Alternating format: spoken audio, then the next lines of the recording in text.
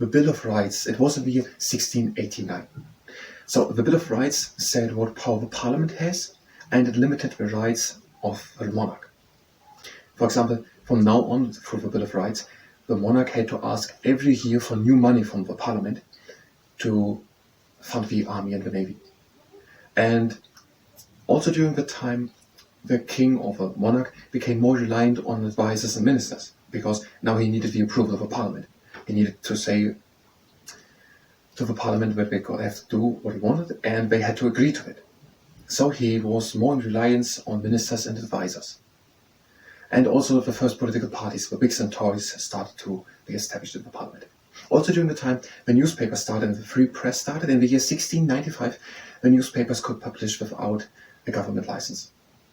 And with reliance on the Parliament to get them to approve, as was said in the Bill of Rights, that the king needed the approval of the Parliament to certain things, for example, the money for the army and navy.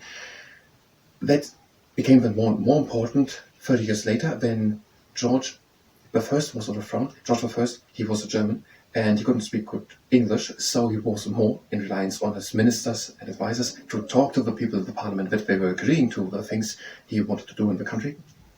And now one of his ministers got more and more important, and that was then called that person the Prime Minister. And the first one was Sir Robert Walpole, and he was Prime Minister from 1721 until 1742.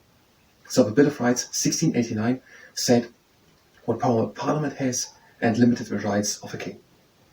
And that is according to the Life in UK Test Handbook, page 33 and 34.